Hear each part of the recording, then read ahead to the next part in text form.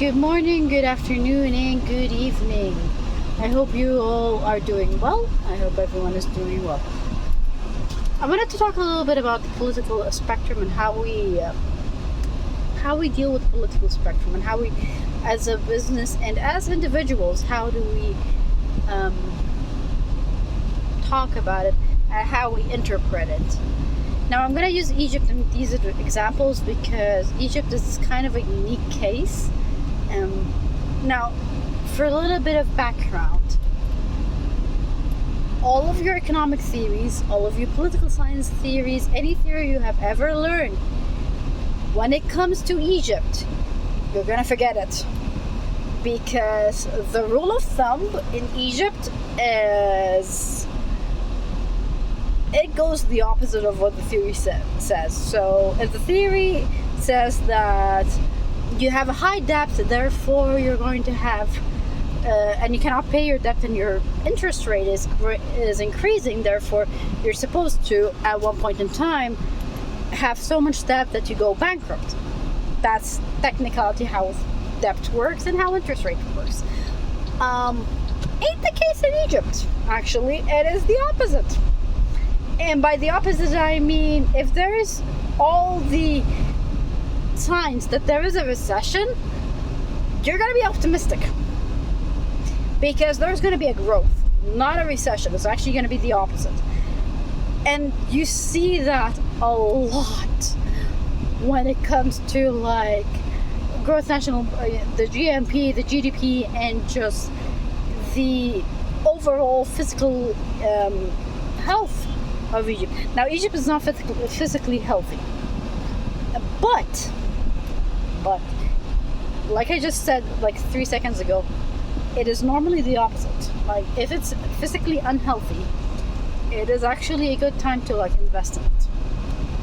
Now, what do we invest in, or how do we invest in? People will tell you to invest in land. I tell you, land is a good thing, but this is where the political spectrum comes in, and where policy and economics literally make it or break it. Okay, on the national level, or in the national level, there has been a push for small to medium enterprises, SMEs, and the push for them is tax forgiveness. Even for those who have yet to pay their taxes, there's been tax forgiveness, and there is a lot of push to the fintech, financial technological era. Things like Fowry, things like I think it's called Pay Fellows, Money Fellows, something like that. Yada yada yada yada. These are all companies that have been startups that have been for a while now, but have actually increased nowadays and increased exponentially. So, what does that have to do as an investor? What does that have to do as a business? If you are a business, with the idea of digital transformation and the fact that there's a lot of push toward like electronics and electronic transactions, you're gonna have to learn how to be that way, because most people currently walk around with like their credit cards. They don't walk around with cash as much as before, and that means that if you're a retail, or if you're a place that has like, if you're a small company or a small area that you need a lot of payment up in front, you can actually do that. You can actually have that be the case with you, or have it be like, make that happen. Another thing, economically, we are going to go into a growth, because it's all, like I said, with Egypt, it's the opposite.